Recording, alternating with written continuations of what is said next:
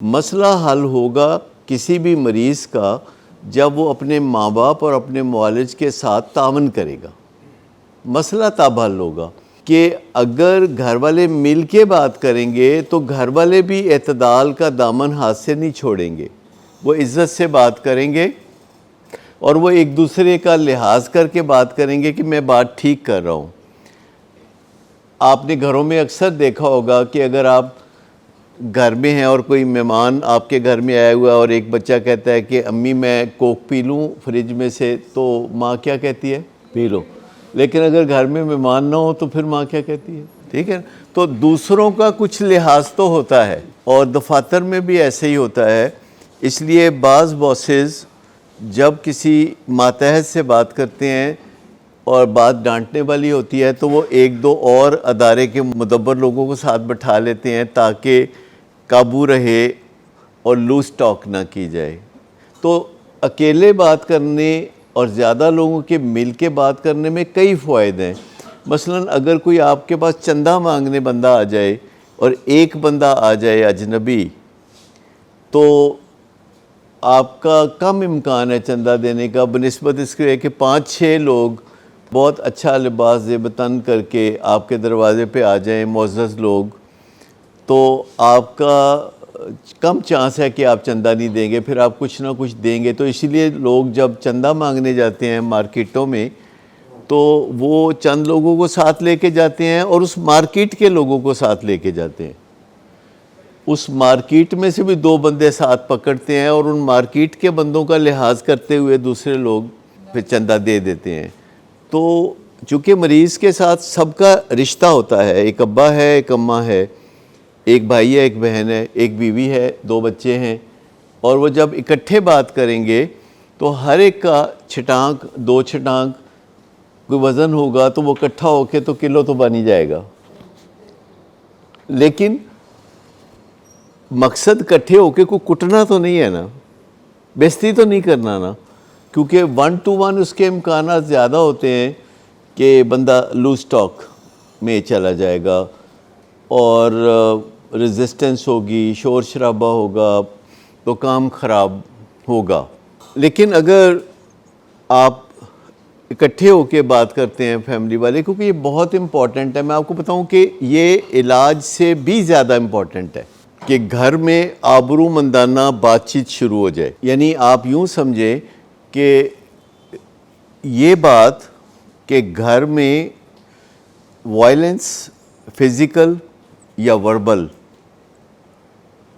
یہ بات علاج سے بھی زیادہ امپورٹنٹ ہے. یہ بات اس بات سے بہت زیادہ امپورٹنٹ ہے کہ وہ پڑھتا ہے کہ نہیں پڑھتا. یعنی کوئی بچہ اگر پڑھتا ہے کہ نہیں پڑھتا گھر میں، اس بات پہ بھی دنگا فساد نہیں ہونا چاہیے. اگر 2 چیزیں گھر میں چل رہی ہیں کہ وہ پڑھتا نہیں اور دوسری بات یہ کہ وہ دنگا کرتا ہے، تو آپ کو 2 میں سے کس بات کو چننا ہے ڈیل کرنے کے لیے؟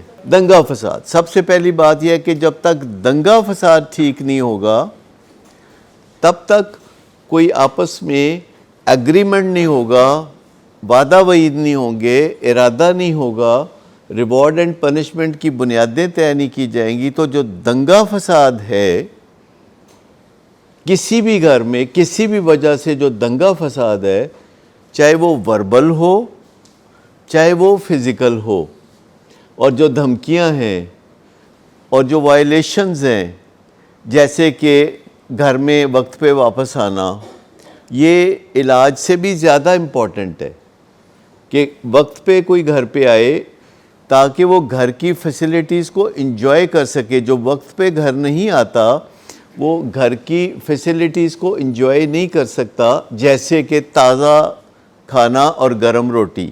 اگر کوئی رات 3 بجے آتا ہے اور ماں چپ کر کے اٹھ کے جا کے دروازہ کھولتی ہے اور اس کے بعد اس کو گرم روٹی سالن گرم کر کے بٹھا کے تو آرام سے کھانا کھلاتی ہے، تو وہ یہ پریولیج کھو دیتا ہے. جس نے گرم روٹی کھانا ہے وہ ایک خاص ٹائم کے اندر گھر آئے گا جب کہ ماں کچن کے معاملات کو مینیج کر رہی ہے، یا بیوی فار دیٹ میٹر. تو سب سے پہلے ہمیں سمجھنے کی ضرورت ہوتی ہے کہ فرسٹ تھنگ کیا ہے اور سیکنڈ تھنگ کیا ہے، پہلی چیز کیا ہے اور دوسری چیز کیا ہے۔ یوزولی ہم جب پہلی اور دوسری چیز کے اندر فرق نہیں کر سکتے تو ہمیں بری طرح ناکامی ہوتی ہے۔ مثال کے طور پر ایک بچہ آپ کا چھوٹا موٹا کہا نہیں مانتا، کہ ایک گلاس پانی نہیں دیتا، یا آپ کے کہنے پہ وہ گھر وقت پہ نہیں آتا، تو آپ اسے بڑے بڑے کام کیسے کہہ سکتے ہیں؟ آپ اسے نشہ چھوڑنے یا کم کرنے کے بارے میں کہیں گے تو بیکار کی باتیں ہیں۔ سب سے امپورٹنٹ اور جو ارجنٹ ہے، امپورٹنٹ اینڈ ارجنٹ، جیسے دانت درد ہوتا ہے تو پہلے آپ جائیں گے، دل میں درد ہوتا ہے تو پہلے آپ جائیں گے، اپینڈکس سوج گئی ہے، درد ہو گیا تو پہلے آپ جائیں گے درد ختم کرنے کے لیے۔ امپورٹنٹ اینڈ ارجنٹ ہے، درد جہاں بھی ہوگا وہ چیز ارجنٹ اینڈ امپورٹنٹ ہو جائے گی۔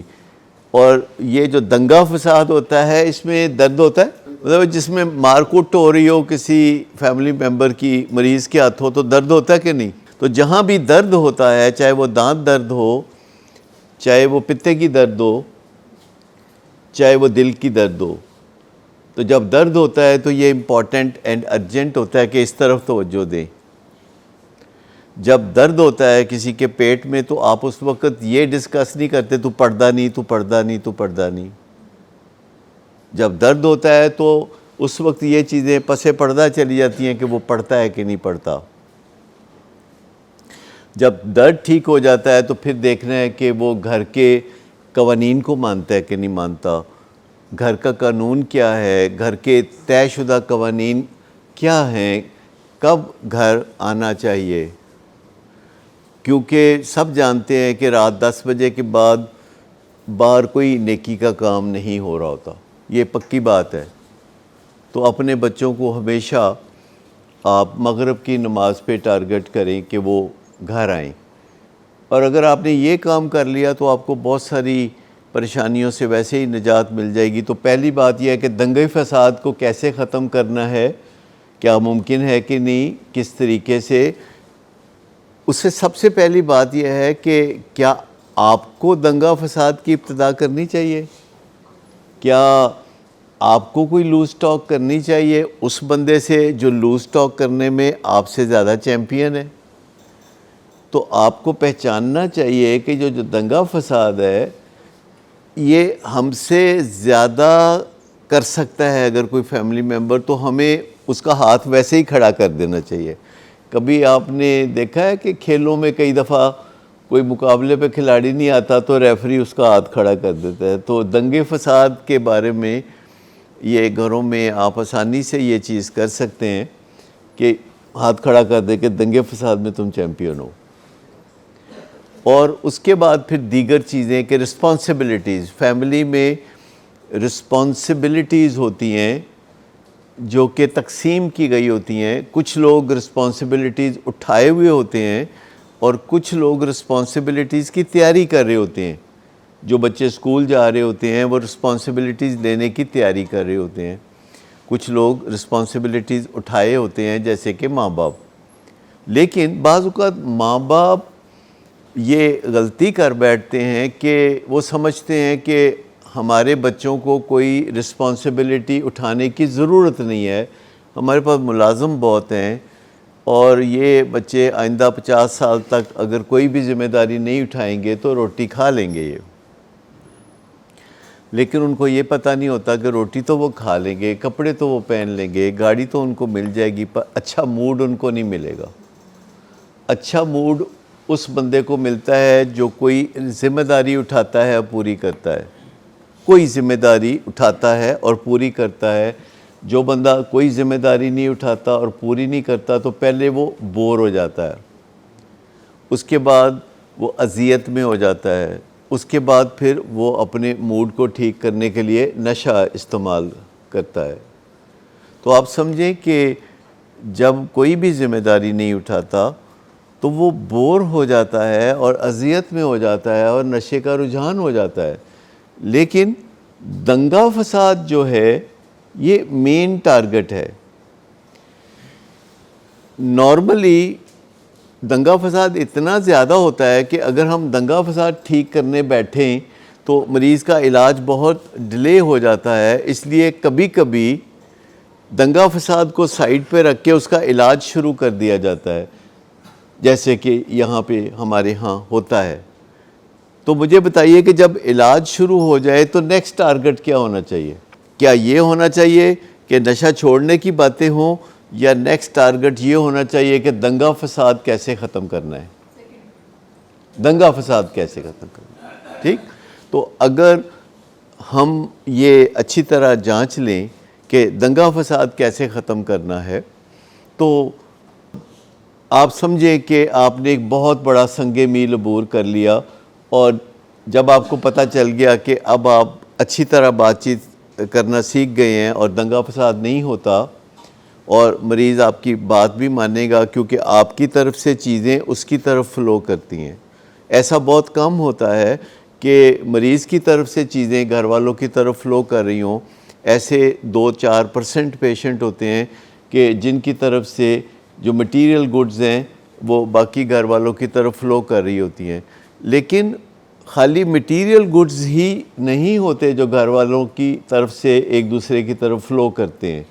محبت سب سے اہم چیز ہے، ریلیشن شپ سب سے اہم چیز ہے، جو دو طرفہ زمزم بہتا ہے محبت کا، اور اس کے بغیر کسی کا گزارا نہیں ہے. لیکن میں آپ کو بتاؤں کہ جہاں یہ ایک بہت بڑا ایشو ہے کہ دنگا فساد مریض کرتا ہے، تو اس کی ایک بہت بڑی وجہ یہ بھی ہوتی ہے کہ گھر میں کوئی سیبوٹیج کرنے والے لوگ بھی ہوتے ہیں، کیونکہ ان کے آپس کے جو کانفلکٹس ہوتے ہیں وہ ان کو مجبور کرتے ہیں کہ وہ ایک دوسرے سے رنجشیں نکالنے کے لیے مریض کا ناجائز ساتھ دینے پہ بھی تیار ہو جاتے ہیں، جس سے کہ مریض کا بھی نقصان ہوتا ہے اور پورے گھر کا بھی نقصان ہوتا ہے. سم ہاؤ انسان اپنے ویسٹڈ انٹرسٹ کے لیے بھی آپریٹ کر رہا ہوتا ہے ایٹ دی سیم ٹائم.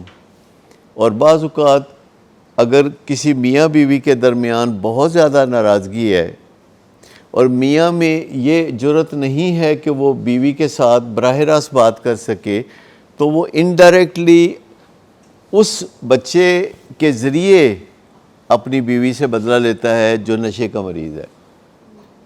بعض اوقات اس طرح بھی ہوتا ہے. تو دیکھنا پڑتا ہے کہ کوئی گھر میں جب آپ دنگا فساد ختم کرنا چاہتے ہیں تو آپ اور پیشنٹ کے درمیان جو دنگا فساد ہے وہ ختم کرنے سے پہلے کیا کرنا ہوگا؟ پہلے آپس میں جو اتحاد ہے وہ قائم کرنا، کیونکہ اب آپ کے سامنے ایک فیملی ممبر کی زندگی خطرے میں ہے.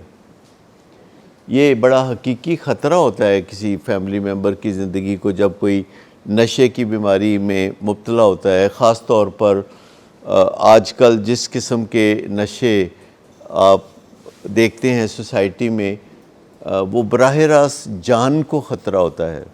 ویسے ذہنی صحت کو بھی خطرہ ہوتا ہے، مال کو بھی خطرہ ہوتا ہے، ریپوٹیشن کو بھی خطرہ ہوتا ہے، امن عامہ کو بھی خطرہ ہوتا ہے. لیکن ایک بڑا خطرہ جان کا خطرہ بھی ہوتا ہے، جو چاہے شراب ہو تو اس میں ڈائبٹیز اور دل کا دورہ پڑنے کے امکانات بڑھتے چلے جاتے ہیں. اگر چرس ہو تو دماغی توازن خراب ہونے کے امکانات بڑھتے چلے جاتے ہیں، جس سے کہ دنگا فساد بھی بڑھتا چلا جاتا ہے. بعض اوقات ہمیں دیکھنا پڑتا ہے کہ ہم پک اینڈ چوز کریں کہ پہلے کون سا کام کرنا ہے. تو جو گھر میں دنگا فساد ہوتا ہے، جسے ہم تصادم کہتے ہیں، اسے ختم کرنا زیادہ مشکل نہیں ہے. اتفاق کی بات ہے کہ اسے ختم کرنا بہت آسان ہے اور آپ کے اپنے ہاتھ میں ہے. اس معاملے میں آپ دوسرے کے تعاون کے لیے مجبور نہیں ہیں. اگر آپ نے فیصلہ کر لیا ہے کہ آپ دنگا فساد نہیں کریں گے تو دنگا فساد ختم ہو جائے گا. کوئی آپ میں سے مجھے بتائے گا کہ دنگا فساد کیوں جاری رہتا ہے؟ وہ پارٹی جس کی غلطی نہیں ہوتی، جو نشئی پارٹی نہیں ہوتی، وہ کیا غلطی کرتی ہے؟ وہ مقابلہ نہیں چھوڑ رہی ہوتی، وہ ڈیمانڈنگ ہوتی ہے، وہ آتے جاتے سیڑھیاں چڑھتے اترتے برآمدے میں، جہاں آمنا سامنا آیا کوئی نہ کوئی پیڑی گل, کوئی کوری, کوئی فیشل ایکسپریشن, کوئی مستقبل کی خراب پیشین گوئی کہ تیرا ککھ نہیں رہنا, تو رولیں گا. بہت ساری باتیں ریگولرلی فیملی ممبرز کرتے ہیں, جن میں ایک بات جو مریض کو بہت بری لگتی ہے وہ بات یہ ہے کہ تمہارا مستقبل بڑا خراب ہے اور ہمارے جیتے جی تم موجے کر رہے ہو, اور جب ہم مر جائیں گے تو تم رولو گے. تو یہ جو چیز ہے اس کو بہت زیادہ شیم میں مبتلا کرتی ہے, فکر میں مبتلا کرتی ہے, اور وہ چاہتا ہے کہ یہ بات نہ کی جائے کیونکہ اس نے تو عن قریب نشہ چھوڑ دینا ہے, اور وہ خود سے بھی یہ سوچ رہا ہوتا ہے کہ عن قریب اس نے نشہ چھوڑ دینا ہے. آپ دیکھیے جو لوگ وزن کم کرنا چاہتے ہیں, اگر آپ ان سے کبھی ایکسپلور کریں تو آپ کو بتائیں گے کہ پچھلے 25 سال سے وہ ایسا سوچ رہے ہیں کہ وہ وزن کم کریں گے, وہ یہ نہیں سوچ رہے ہوتے کہ وہ وزن بڑھائیں گے. اس کی سب سے بڑی وجہ یہ ہے کہ نشہ چھوڑنا خالی ول پاور کے ذریعے ممکن نہیں ہے. جیسے ول پاور کے ذریعے کھانسی کرنا آپ چھوڑ نہیں سکتے, ول پاور کے ذریعے شوگر نہیں کنٹرول کر سکتے, بلڈ پریشر کنٹرول نہیں کر سکتے, بخار نہیں اتار سکتے, تو ول پاور کے ذریعے وامٹنگ ٹھیک نہیں کر سکتے. تو نشے کی بیماری میں بھی ول پاور کے ساتھ ساتھ سکل پاور چاہیے, دوسرے لوگوں کا تعاون چاہیے, معالج کی مدد چاہیے, اور آپ کا ڈیلی پروجیکٹ کے طور پر کسی چیز کو چلانا ضروری ہے. اور اس بیماری کے حوالے سے کچھ معلومات ہیں جو ڈاکٹر کے علاوہ مریض کو بھی ہونی چاہیے. جیسے ڈائبٹیز کی بیماری ہے تو مریض کو بھی پتہ ہونا چاہیے کہ کھانے والی کس چیز میں کتنی شوگر ہے, اور کون سی چیز ہے جس کی شوگریت زیادہ ہوتی ہے یا جس سے شوگر زیادہ چڑھتی ہے حالانکہ اس میں شوگر کم ہوتی ہے, اور کون سی چیز ہے جس میں شوگر زیادہ ہوتی ہے لیکن کھانے سے کم چڑھتی ہے. تو بہت ساری سلیکٹیویٹی کی ضرورت ہوتی ہے. نشے کے معاملے میں 3 سادہ سی باتیں ہیں کہ اگر کوئی سلپری ٹائم یعنی رات کا ٹائم اگر گھر سے باہر نہیں نکلتا شام 6 سے 12 تک, تو آپ سمجھیں کہ وہ 50% محفوظ ہے. اگر کوئی شام 6 بجے کے بعد گھر سے نہیں نکلتا, اگر کوئی سلپری فرینڈ سے نہیں ملتا تو وہ اور زیادہ محفوظ ہو گیا ہے. اگر کوئی سلپری جگہ پہ نہیں جاتا, جیسے مہندیاں, شادیاں, یہ سلپری جگہیں ہیں. آپ ہمیشہ یاد رکھیں کہ یہ نشوں کے گڑھ ہیں, کلبز, ایکسرسائز والی جگہیں, جم, یہ سب نشے کے گڑھ ہیں. اور بہت ساری چیزیں لوگ سمجھتے ہیں کہ شاید اس سے کوئی مدد ملے گی, اس سے الٹا نقصان ہوتا ہے. اور سلپری کا لفظ یاد رہنا چاہیے کہ کہاں آپ کا سلپ ہونے کا چانس ہے. اور وہ 3 چیزیں ہیں مین. لوگ کچھ سلپری ہوتے ہیں, نہایت مؤثر انداز میں آپ کو وہ دعوت دیتے ہیں جو رد کرنا آپ کے لیے ممکن نہیں ہوتا, کیونکہ ماضی میں آپ نے ان کی دعوتیں قبول کی ہوتی ہیں.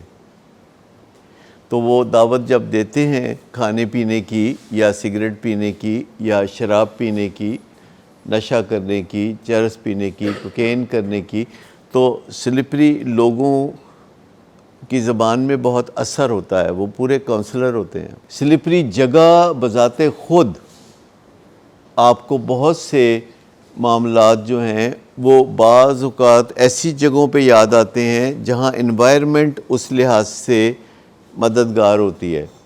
بہت سے مریض بھی بتاتے ہیں کہ اگر انہیں پتہ ہو کہ کسی خاص ماحول میں ان کو نشہ نہیں ملے گا تو ان کو نشے کی طلب بھی کوئی نہیں ہوتی. میں آپ کو بتاؤں کچھ چیزیں خاص ٹائمنگز میں کی جا سکتی ہیں. کئی لوگوں کو میں جب کہتا ہوں کہ صبح سویرے آپ اٹھا کریں تو وہ کہتے ہیں رات کو مجھے فلم دیکھنی ہوتی ہے, رات کو مجھے ٹاک شو دیکھنے ہوتے ہیں, رات کو مجھے لانگ ڈرائیو پہ جانا ہوتا ہے. تو میں کہتا ہوں یہی کام آپ سویرے سویرے 5 بجے اٹھ کے کر لیا کریں. تو کیا آپ سمجھتے ہیں کہ سویرے 5 بجے اٹھ کے کوئی فلم دیکھنے بیٹھے گا یا ٹاک شو دیکھنے بیٹھے گا, کیونکہ ریپیٹ ہو رہے ہوتے ہیں, یوٹیوب پہ دے سکتے ہیں آپ, یا سویرے 5 بجے اٹھ کے وہ لانگ ڈرائیو پہ چلا جائے. لوگ پیدل جانا پسند کریں گے. تو کچھ چیزیں ٹائم کے ساتھ ریلیٹڈ ہوتی ہیں. شام کے ٹائم کے بارے میں ہمارے ذہن میں یہ ہوتا ہے کہ یہ ٹائم ضائع کیا جا سکتا ہے. سویر کے ٹائم کے بارے میں 8, 9, 10, 11 بجے عموماً ہمارے ذہن میں ہوتا ہے کہ یہ کام کا ٹائم ہے, اسے ضائع نہیں کیا جا سکتا, اس لیے ہم کہتے ہیں اس میں سو کے گزار دیں. کتنا خوبصورت ریمیڈی ہے کہ جس ٹائم کے بارے میں ہم سب کا ایٹرنل بیلیف ہے کہ یہ ضائع کرنے والا ٹائم نہیں ہے 9 to 5, اس میں سے ہم 6-7 گھنٹے سو کے گزار دیتے ہیں, اور پھر ہم اس ٹائم پہ جاگتے ہیں جس کے بارے میں ہمارا خیال ہے کہ اسے ضائع کیا جا سکتا ہے, شام کا ٹائم.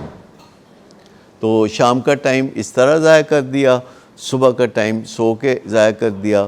تو سلپری لوگ, سلپری جگہیں, سلپری ٹائم, تو آپ 80% سے زیادہ محفوظ ہو جاتے ہیں اور آپ کی ول پاور اوپر آ جاتی ہے. کیونکہ جب آپ سلپری جگہ پہ جاتے ہیں ول پاور نیچے آ جاتی ہے, آگے سلپری بندہ مل جاتا ہے تو ول پاور اور نیچے آ جاتی ہے, اور اگر وہ سلپری ٹائم بھی ہے تو ول پاور اور نیچے آ جاتی ہے. میں نے مانچسٹر میں ایک دفعہ میرے پاس ٹائم تھا تو میں ایک ریسرچ کر رہا تھا, تو میں نے وہاں چند جوا خانے جا کے دیکھے جو کہ مارننگ ٹائم پہ بالکل خالی تھے, اور 10 بجے, 11 بجے, 12 بجے کچھ بھی نہیں ہوتا. وہ تو ایکسٹریم بیمار ہو سکتے ہیں نا, لیکن نارملی جو سلپری ٹائم ہے, جو پٹھے کاموں کا ٹائم ہے, یہ شام کو شروع ہوتا ہے. اور اگر کوئی ان 3 چیزوں کی احتیاط کر لیتا ہے تو اس کے لیے بہت آسانیاں ہو جاتی ہیں, اس کی ول پاور کام کرنے لگتی ہے. یہ ایک سادہ سا نسخہ ہے. اور اگر گھر میں ہم دنگا فساد ختم کر دیں, آپ میں سے کسی نے نہیں پوچھا کہ دنگا فساد اتنی اچھی گیم ہے, یہ کیوں ختم کر دیں؟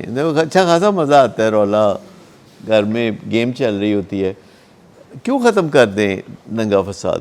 دنگا فساد کے دوران ہمارا اینیمل برین کام کر رہا ہوتا ہے اور جو ہیومن برین ہے وہ شٹ ڈاؤن ہو جاتا ہے. تو آپ یوں سمجھیں کہ دنگا فساد کرتے ہوئے ہم ذرا انسانی درجے سے نیچے گر جاتے ہیں, اور یہی وجہ ہوتی ہے کہ بعد میں ہمیں ندامت ہوتی ہے, بڑی شیم ہوتی ہے جو باتیں ہم نے کبھی کہی ہوتی ہیں. کیونکہ دنگا فساد ہوگا تو بندہ جذباتی ہوگا, یا تو دنگا فساد غیر جذباتی ہو, جیسے فلموں میں ہوتا ہے کہ کوئی بندہ دنگا فساد کر رہا ہے, ایکٹنگ کر رہا ہے, تو وہ جذباتی نہیں ہوتا, وہ ایکٹنگ کر رہا ہوتا ہے.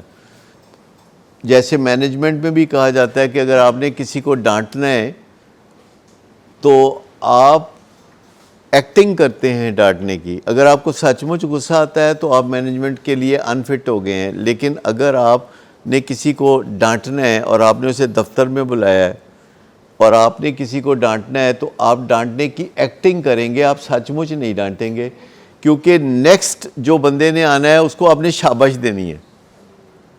تو اگر آپ نے بطور مینیجر 4 لوگوں کو شاباش دینی ہے اور 4 لوگوں کو ڈانٹنا ہے الٹرنیٹیولی, تو پھر آپ نے ایکٹنگ ہی کرنی ہے نا.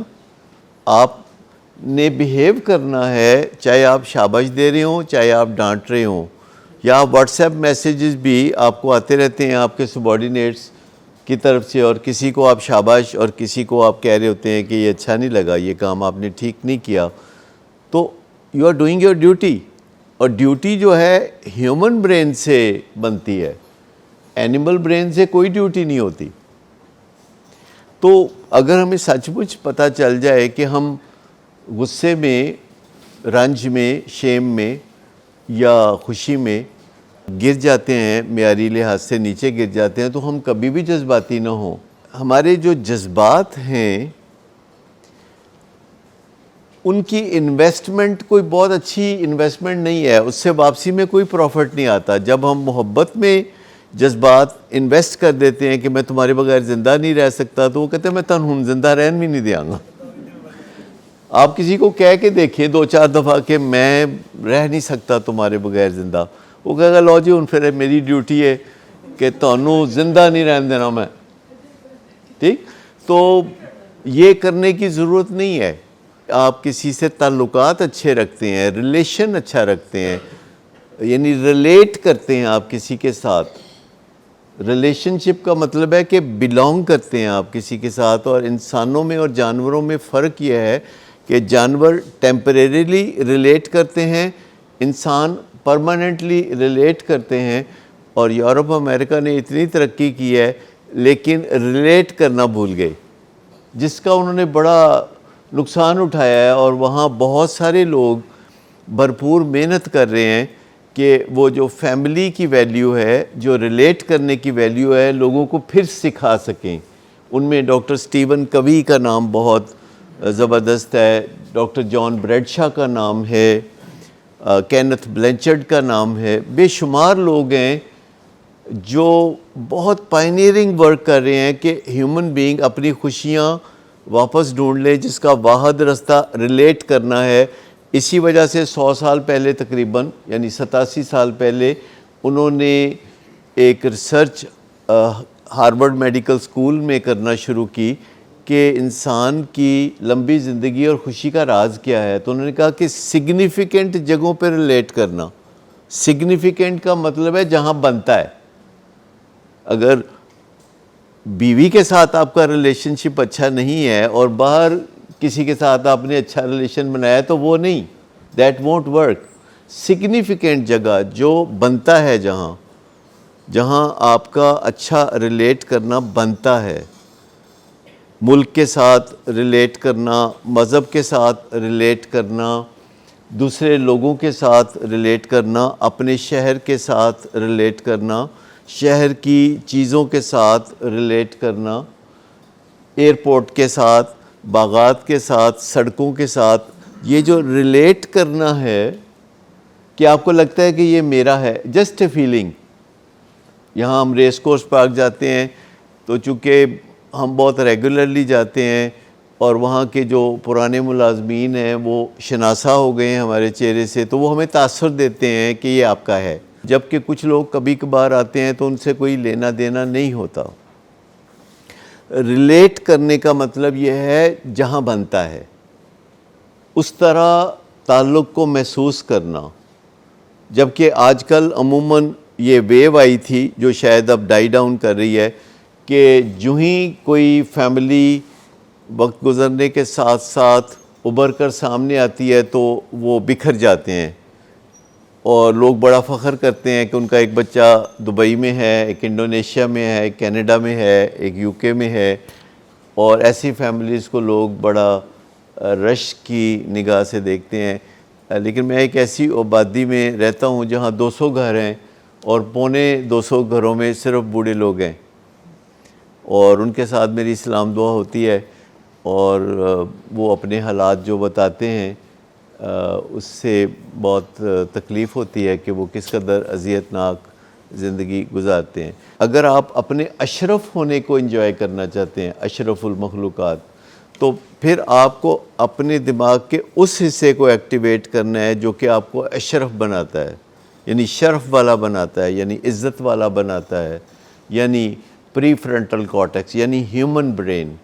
لیکن اگر ہم پرواہ نہیں کریں گے تو بائی ڈیفالٹ ہمارا اینیمل برین فنکشنل ہو جائے گا. یہ یاد رکھیں کہ ہیومن برین کو استعمال کرنا پڑتا ہے. اینیمل برین بائی ڈیفالٹ خود بخود کام کرنے لگتا ہے. جب ہیومن برین کام نہیں کرتا تو پیچھے کون ہے؟ Animal brain. وہ خود بخود کام کرنا شروع کر دے گا کیونکہ وہ آٹو ریگولیٹڈ ہے, اس میں ہماری مرضی سوچ کا کوئی دخل نہیں ہے, وہ آٹو ریگولیٹڈ ہے, وہ آٹو پائلٹ پہ ہے.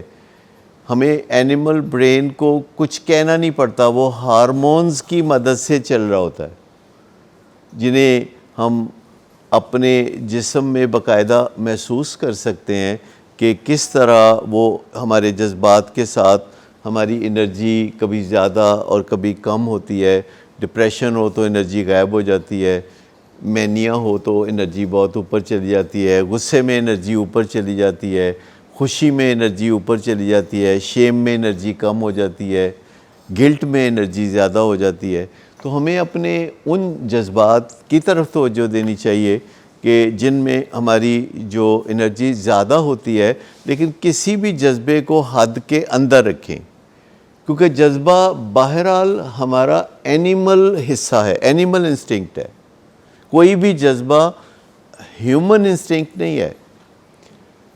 جو ہیومن برین ہے اس میں کوئی جذبہ نہیں ہوتا, اس میں لاجک ہوتی ہے. لیکن جو ہمارا اینیمل برین ہوتا ہے اس میں جذبے ہوتے ہیں, اور اس سے ہماری زندگی خوبصورت بھی بنتی ہے. اینیمل برین کی مدد سے ہم کھانا ہضم کرتے ہیں, اینیمل برین کی مدد سے ہمارا دل چلتا ہے, اینیمل برین کی مدد سے گردے خون میں سے غلاظتیں نکالتے ہیں, اینیمل برین سے ہی ہمارے جو پھیپھڑے ہیں وہ صاف ہوا ہمیں مہیا کرتے ہیں. تو اینیمل برین کی مدد سے ہی ہم محبت محسوس کرتے ہیں, بچے پیدا کرتے ہیں. زندگی کی یہ جو اسپیکٹ ہے یہ سب اینیمل بیسڈ ہے. تو اینیمل برین جو نکارا نہیں ہے کہ اس کو نکال کے ہم باہر رکھ دیں اور صرف ہیومن برین سے ہم چل سکیں. ان دونوں کا جو آپس میں خوبصورت امتزاج ہے اس کو سمجھنے کی ضرورت ہے کہ اینیمل برین کہاں کہاں ہمارے لیے کارآمد ہے, اس کو کارآمد بنائیں اور پھر وہاں اس کو چھوڑ کے ہیومن برین کی طرف چلے جائیں, تاکہ جو بنی نوع انسان آپ کو بہتری کی طرف جاتا ہوا نظر آتا ہے اس میں آپ پورا حصہ ڈال سکیں. اب دیکھیں اینیمل ترقی نہیں کر سکے بیچارے, اور انسانوں نے ترقی کی ہے تو وہ اپنے ہیومن برین سے کی ہے. تو ہمیں بھی اپنے ہیومن برین کو ایکسپلور کرنا چاہیے اور اپنے اینیمل برین کو بھی سمجھنا چاہیے اور اسے ٹیم کرنا چاہیے, سدھانا چاہیے, اس کو اپنی مرضی کے مطابق استعمال کرنا سیکھنا چاہیے. اپنے موڈ کو, مزاج کو, جو کہ اینیمل برین کا حصہ ہے, اس کے اوپر بھی ہمارا اثر و رسوخ ہونا چاہیے. اور آپ دیکھیں گے پھر آپ کو کسی نشے کی ضرورت نہیں ہوگی, پھر آپ کو مختلف چیزوں کی طرف جو رجحان ہوتا ہے, جیسے دولت کے لیے مرے جانا, شہرت کے لیے مرے جانا, یا اور بہت ساری چیزیں ہیں جنہیں ہم اپنا مرکز بنا لیتے ہیں کہ کسی طرح ہمیں قرار آ جائے, کبھی اس در پہ کبھی اس در پہ. لیکن اگر ہم اپنے ہیومن برین کو تھوڑا ایکسپلور کر لیں تو ہمیں ضرورت پیش نہیں آئے گی در در کی ٹھوکریں کھانے کی, اور ہم 24/7 اچھا فیل کر سکتے ہیں, ایک چھوٹے بچے کی طرح جسے آپ دیکھتے ہیں تو وہ مسکرانے لگتا ہے. تو ہم گھروں میں جب ایک دوسرے کو دیکھیں تو مسکراہٹ آنی چاہیے چہرے پہ. گھروں میں ہمارا دل چاہنا چاہیے کہ ہر دوسرے موڑ پہ کوئی فیملی ممبر مل جائے. یہ نہیں ہونا چاہیے کہ پتہ رکھیں کہ کون کدھروں لنگ رہا ہے تو اسی ادھروں نہیں لنگنا. یہ گھروں میں بڑی تکلیف دہ صورتحال ہے کہ لوگ ایک دوسرے کو ملنا نہیں چاہتے. بعض اوقات باپ بیٹے کی ملاقات کئی دن نہیں ہوتی. اب تو خیر ایسے میاں بیوی بھی نظر آتے ہیں جن کی ملاقات کئی دن نہیں ہوتی, وہ رہتے ایک ہی گھر میں ہیں لیکن ان کی ملاقات نہیں ہو پاتی. تو تھوڑا ان چیزوں پہ غور کرنے کی ضرورت ہے.